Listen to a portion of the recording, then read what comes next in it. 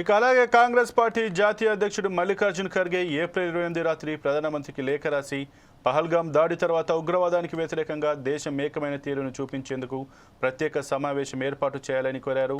ఈ సమావేశం ద్వారా జాతీయ ఐక్యతను ప్రదర్శించవచ్చని, ఉగ్రవాదంపై సమిష్టి నిబద్ధతను చూపవచ్చని పేర్కొన్నారు।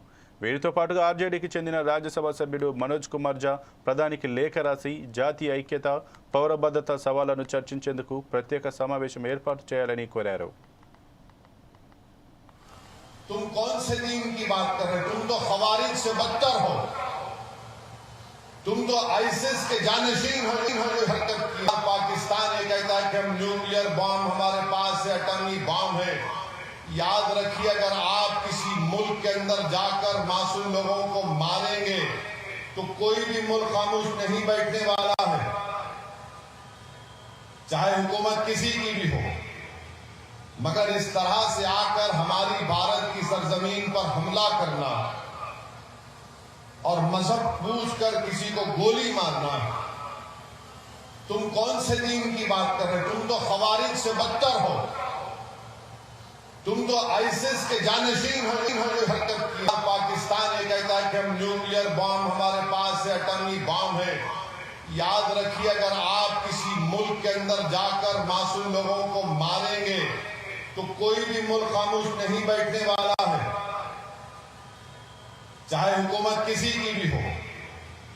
मगर इस तरह से आकर हमारी भारत की सरजमीन पर हमला करना और मजहब पूछकर किसी को गोली मारना, तुम कौन से दीन की बात कर रहे हो? तुम तो खवारिज से बदतर हो।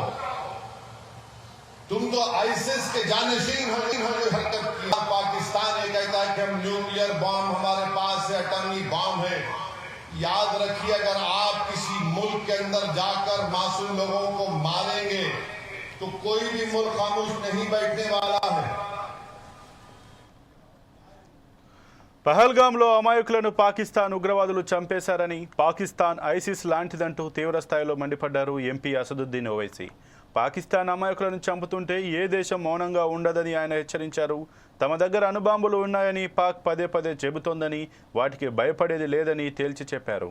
భారత్ కంటే పాక్ అరగంట కాదు అర్ధ శతాబ్దం వెనుకబడిందని వ్యంగ్యాస్త్రాలు సంధించారు అసద్।